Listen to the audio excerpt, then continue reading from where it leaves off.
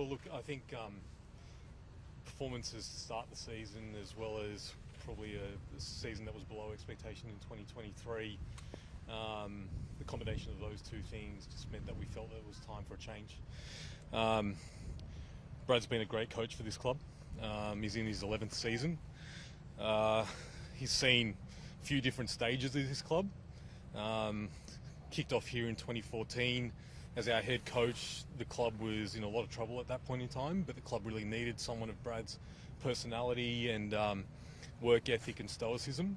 And I don't know that the club would have been in the position that it's in right now had Brad not had played a part in seeing the club through those years. We had a great period between 2019 and 2022, but ultimately just fell short. But yeah, the results over the course of 2023 and the start of the 2024 season just signalled to us that it was time for a change. Sean, I've never seen a club so happy to announce they've missed out on a coach when it comes to Wayne Bennett. Why were you so open about that? Well, firstly, we weren't happy, but I think it was important for everyone to know the process we went through, and I wanted people to have transparency. What I didn't want was a public debate about what we should have done or what we shouldn't have done. I wanted everybody to understand what we actually did. So you wanted to be held, I guess your fans wanted some answers about the way the team was going, and you wanted to provide that by saying we did chase Wayne? No, we wanted Wayne Bennett. It's as simple as that. And we spent the best part of 3 weeks trying to convince him to come. Ultimately, he made it clear to us that he had some unfinished business at the Rabbitohs. That's where he felt comfortable, and that's the direction he was heading. So, did you feel close to getting Wayne Bennett? Close is, I wouldn't say close. He was interested. Right? We put our proposition to him, and he was genuinely interested. But I think he felt strongly about his connection with the Rabbitohs, and ultimately that's where he's decided to go. Did you feel you waited just too long to get him? No, we didn't make a decision on our head coach until the 1st of May. And so we didn't approach Wayne until the 2nd of May. Is that regretful, maybe in the cold light of day? No, not at all. Did BA know that you had made the decision on the 1st of May? No. But the first that Brad knew about our decision was yesterday afternoon when we spoke to him. Were you comfortable with keeping him in the dark for a couple of weeks? Because he had been under pressure and he had been constantly asked those questions, and he would say that the club has my backing. I'm comfortable with the approach we took. As you said, BA was under significant pressure. I didn't feel there was any merit in adding to that pressure. I thought the approach that we took was the best one for our club. Sean, was Brad Jim, was Jim, Brad? sorry, Go, you spoke about, this was sort of a performance-driven decision. That also goes back onto the players as well. Does that mean you look to make roster changes too moving forward? No. At this point in time, we've made one change. That change is in our head coach. We've communicated that decision, and the focus now is obviously giving everybody the opportunity to process this over the next day or two, but then we need to move forward for our 2024 season. And just on that, Zach Lomax is arriving. Yep. I understand that he did want a coach clause in his contract. Has anyone been in contact with Zach in the last? We'll be having a conversation with Zach today. Our focus, obviously, over the last little while has been having a conversation with the players that are in the building, but absolutely we'll be having a conversation with Zach. I think we've said on the record previously that clause was requested, but it wasn't agreed to. None of our players have any clauses of that nature in their contract, and that's not how we operate. Are you comfortable it doesn't change anything for Zach? Yes. The players gutted, Jim? You said you spoke to him this morning? Yeah, look, we spoke to the senior... Shortly after we spoke to Brad, we spoke to the senior players, so Mitch, Clint, Reg and Junior, and communicated with all the players last night, and met with the players this morning. Look, obviously they're disappointed, as you would be. Many of them have been coached by Brad for a long time. There's obviously a unique relationship there between player and coach, so you would expect them to be disappointed, but I think the important thing for us is to give them the opportunity that they need today to process that and work out what they need to do to be able to move on. We've got a game to play on Saturday, and everyone needs to focus on the task ahead. Jim, you said you're very open about wanting Wayne Bennett. Now anything else is second best, isn't it? Well, no, not necessarily, Danny. I guess that was the opportunity that was in front of us that we pursued. I guess Wayne has made his decision. We now need to identify who the best coach for this club is going to be based on the people that are going to be available. Have you got anything for you? Look, we've started putting together a list of candidates. There's obviously a number of people out there that I think are going to have the capability to be a head coach, whether they've had that experience in the past or whether they're assistant coaches that have been part of winning programs and high-performing cultures. But that's a process that we'll work through over the coming weeks. Both of you guys would have taken calls after that board meeting from the media where we were asking about Brad's position, and you guys were telling us, both of you were telling us that he was safe and Sure. that you had his back. How do we process that now? Well, I think, as Sean said, I think it's important that we always support our people publicly, and we support them privately as well.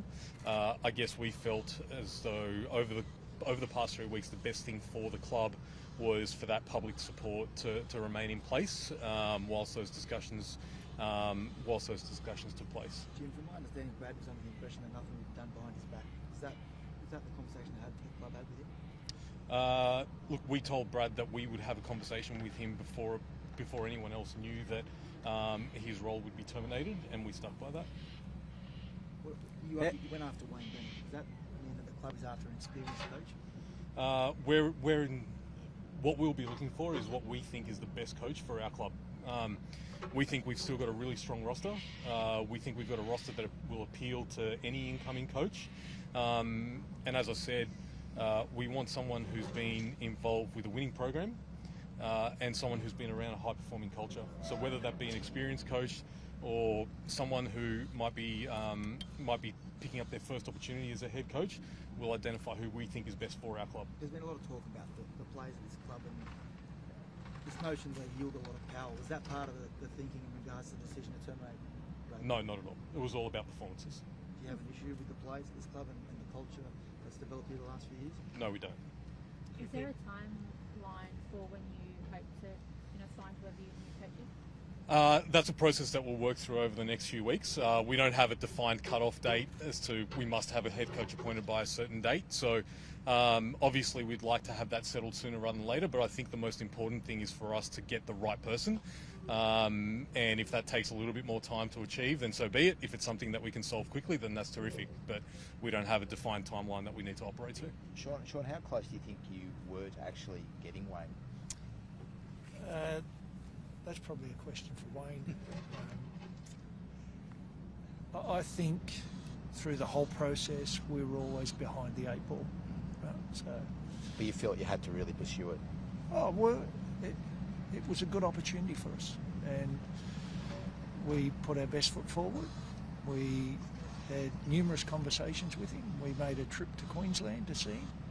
Spent 3 hours with him, but ultimately, I think he wanted to go to the Rabbitohs. How hard was it to tell Brad yesterday? There are always difficult decisions. At the end of the day, people are human, and so it was a tough decision. No one at this club works harder than Brad. He's achieved a lot, but at the end of the day, the results were the results, and our job is to do what's best by the club. So it was one of those conversations you had to have. Was it the 3 really poor losses you had this year which made it unworkable? I think the way to think about it is last year we didn't make the playoffs, which was below par. So, and the way we were going this year was not the direction we wanted to. There were 3 poor performances which added to that. It's a culmination of all of those. Sean, you said you were behind the 8 ball with Wayne. A lot of Parramatta fans are thinking there were signs at the end of last year. Why didn't the club act at the end of last year when Wayne was... There were no other clubs lining up for his services? He had made Brad's team made the grand final in 2022. They'd been in finals for the previous 4 years. We felt that he deserved an opportunity to rectify what happened in 2023.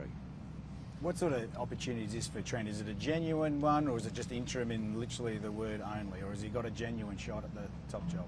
Oh, look, I mean, at the moment, Trent steps in as the interim head coach, but certainly if he has an interest in being a head coach at this club in the future, I'm sure he'll throw his hat in the ring and he'll be considered amongst anybody else that we might speak to as well. Jim, on reflection after the 22 grand final, do you think it did enough in the recruitment and retention space to really set Brad up for success? Look, I think there was obviously some challenges with some players leaving the club in 2022, and many of those players are players that Brad had played a part in developing from, I guess, young players into experienced and established players. But I guess, as is the case at every other club, we have a roster management committee in place. Brad plays a key part in that. Brad is the strongest voice in that roster management committee. We did everything we could to retain as many of those players as possible, but ultimately they chose to go to other clubs. But yeah, Brad certainly has the strongest voice in decision making around players that come in and out of the club. Do you think you give greater say to the next coach that comes in? No, not necessarily. We're very comfortable with the say that Brad has had on recruitment. I think the head coach at any club should have the strongest say on recruitment, players that come in and leave the club, and we haven't operated any different to that, and that will continue with the next head coach. How concerned are you that some players may look to leave now that Brad's no longer here? I'm not concerned. As I said earlier, I think we need to be empathetic to the fact that that many of these players have had a long-term relationship with Brad, and we need to give them the opportunity to process that. But ultimately, I think once they get through that, they'll pick their heads up and they'll move forward. Many of our core players are contracted to the club for 2025, up to at least 2025, and many of them beyond. And I expect that they'll be playing a big part in our future. Jim, is this all salvageable, or is it a write-off? Yeah, absolutely, it is. And I guess we alluded to the fact that there's been some poor performances through at the start of the season.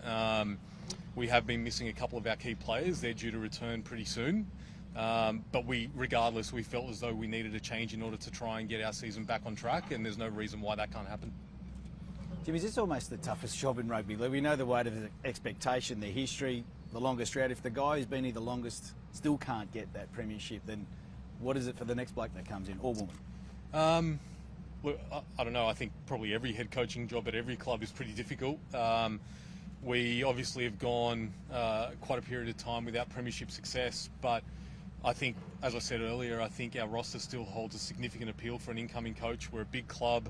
We have the opportunity to provide all the resources to the football program that a coach would ever need, and I think that holds great appeal. And obviously, it's a significant challenge for anyone that comes in, but the rewards will also be significant once they come. Jim, can you walk us through where you're at with Blaze Talangi? Obviously, he didn't take up his option. What's the situation there? Yeah, so the conversations with his manager continue. At this point in time, it's with Isaac and his team. Do you think with Brad going, he might think maybe this isn't the place for me? Blaze is a para kid. He's come through all of our pathways. His family and Blaze are connected to the club, so I feel like he's going to stay. Sean, I ask the opposite about Blaze. A lot of people in the game think that his manager is happy with Brad Arthur, the direction the club was heading under Brad Arthur. Does it actually help you keep Blaze Talangi? I'm not sure I know the answer to that, Michael. I mean, Blaze is a para kid, right? And as I said, I expect him to be at this club. That's up to his manager and Blaze and his family. Thank you, everybody. I know there's no pleasant time to do this, but it is Brad's birthday for today, isn't it? Yeah, I think, frankly, Danny, that's just an unfortunate coincidence. And we're obviously empathetic to that. There's no good time to do this at any occasion. For us, we felt as though we were going to make this decision this week, and the earliest time we could possibly do that in the week, the better, to just give the opportunity for the football staff, our players, to sort of process it, take the time that they need, and then focus on the task at hand. So the timing is unfortunate, but we felt like yesterday afternoon was the right time to do it. Thank you, everyone. Thanks, guys. Thank you. Thanks.